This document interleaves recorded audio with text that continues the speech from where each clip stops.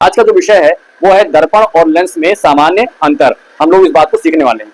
तो सामान्य परिचय के अंतर्गत हम लोग सबसे पहले जानेंगे दर्पण के बारे में। तो दर्पण क्या होता है? कांच का एक ऐसा टुकड़ा होता है जिसमें एक तरफ से पॉलिश होती है।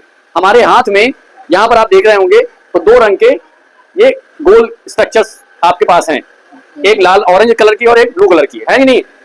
इसमें जो दर्पण होता है उस दर्पण में एक तरफ से क्या होती है? पॉलिश लगी होती है। क्या होती है? जबकि दूसरी तरफ से आप देखेंगे तो आपको यहाँ से आप देख पा रहे हैं एक तरफ से पॉलिश होगी, दूसरी तरफ से पॉलिश नहीं होगी। ये दर्पण है।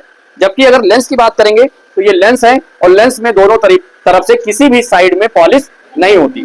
तो एक तो सामान्य परिचय ये हो गया कि दर्पण की अगर हम बात कर रहे हैं तो ये हमारे हाथ में दर्पण है और दर्पण में एक तरफ क्या होता है? पॉलिश होती है, जबकि दूसरी तरफ पॉलिश नहीं होती है। और लेंस में दोनों तरफ से देख रहे हैं आप, दोनों तरफ से इसमें पॉलिश नहीं होती है। अब हम दर्पण की बात करेंगे कि दर्पण को किस तरह से जानेंगे कि दर्पण कितने प्रकार का होता है। तो अगर दर्पण हमारे मुख्य रूप से 3 प्रकार का होता है। पहला समतल दर्पण, दूसरा उत्तल दर्पण, तीसरा अवतल दर्पण। समतल दर्पण की बात करें तो जो हम लोग प्रायः घरों में उपयोग करते हैं, जिसमें आप चेहरा देखते हैं, पाउडर लगाते हो, क्रीम लगाते हो, या सामान्य रूप से घर में सभी लोग उपयोग में लाते हैं। हमारे घर में जो शीशा जिसमें बाल आप सही करते हो, अपने बाल झाड़ते हो, वो शीशा जो होता है वो हमारा समतल दर्पण या प्लेन मिरर कहलाता है।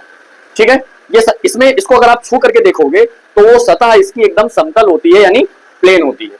जबकि अगर हम दूसरी तरफ दूसरे वाले दर्पण की बात करें, यानी हम बात करें उत्तल दर्पण जो होगा उसमें बीच में, उस दर्पण में बीच में उभार होगा, यानी बीच में हल्का सा उभरा होगा और साइड में वो हल्का सा दबा होगा, यानी बीच में उभरा अगर है तो हमारा कौन सा है?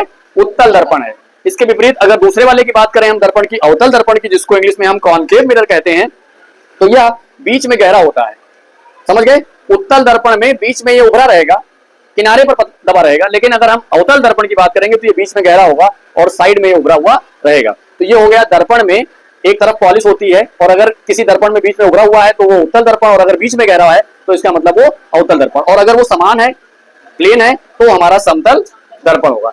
उत्तल दर्पण की अगर बात करें तो इसमें वस्तु का छोटा प्रतिबिंब दिखाई देता है और स्पष्ट भी रहता है। आपने प्रायः देखा होगा मोटरसाइकिल में या रोडवेज की बस में या ट्रकों में, जो बगल में ड्राइवर के बगल शीशा लगा होता है छोटा, पीछे देखने के लिए कि कोई गाड़ी पीछे से तो नहीं आ रही है, उसमें प्रायः हमेशा क्या होता है? उत्तल दर्पण का प्रयोग किया जाता है। उत्तल दर्पण होने से पीछे आ रही ट्रक या कोई विशाल गाड़ी, बड़ी गाड़ी भी छोटी स्पष्ट रूप से दिखाई देती है और ड्राइवर को पता चल जाता है पीछे से गाड़ी आ रही है। वहीं पर अगर अवतल दर्पण का अगर प्रयोग किया जाए तो अवतल दर्पण क्या करेगा? बड़ा प्रतिबिंब बनाएगा और उस जो दर्पण लगा हुआ है उसमें वो चीज आएगी नहीं और स्पष्ट दिखाई नहीं देगा। इसीलिए अवतल दर्पण का उपयोग पीछे देखने वाले शीशों में नहीं लगाते हैं, रियर व्यू में के लिए उसका उपयोग बिल्कुल नहीं किया जाता है। तो ये भी आपने जाना कि उत्तल दर्पण और अवतल दर्पण के बारे में। अब हम आपको लेंस के बारे में बताते हैं।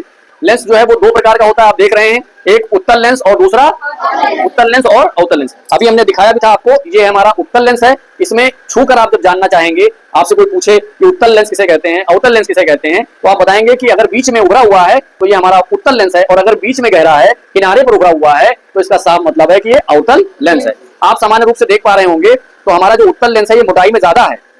उत्तल लेंस बीच की अगर बात करें तो मोटाई में कम है। तो अगर उत्तल लेंस इसकी मोटाई ज्यादा है तो यहां से आने वाली प्रकाश की किरणें जो होंगी, जो प्रकाश की किरणें होंगी वो यहां से इस तरीके से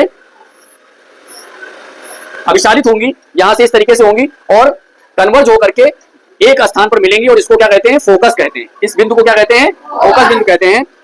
अगर कोई भी लेंस, जैसा कि हमारा उत्तल लेंस मोटा है, आपको पता है कि अगर कोई मोटी चीज है तो उससे प्रकाश की किरण आसानी से नहीं जाएगी, ठीक है?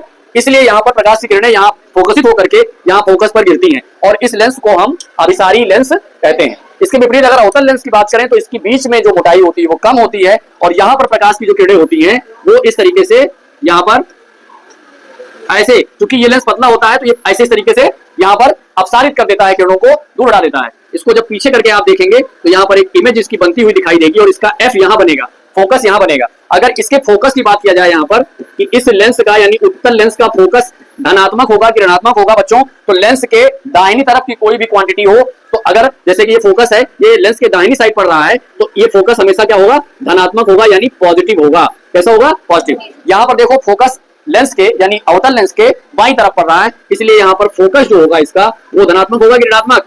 वो हो जाएगा आपका निगेटिव यानी ऋणात्मक होगा। तो इसका फोकस धनात्मक होता है और इसका ऋणात्मक होता है। अगर हम पावर की बात करें तो हमारे उत्तल लेंस की पावर ज्यादा होती है, समझ गए। उत्तल, इसकी पावर जो होगी वो क्या होगी, इसकी पावर जो होगी वो ज्यादा होगी, और इसका जो पावर होगा वो कम होगा, इसकी पावर आपकी कम होगी। इस प्रकार से आपने जाना दर्पण और जो लेंस है, दर्पण में एक तरफ पॉलिश होता है, दूसरी तरफ पॉलिश नहीं होता है, जबकि अगर लेंस की बात कर रहे हैं तो उसमें दोनों तरफ से पॉलिश नहीं होती है।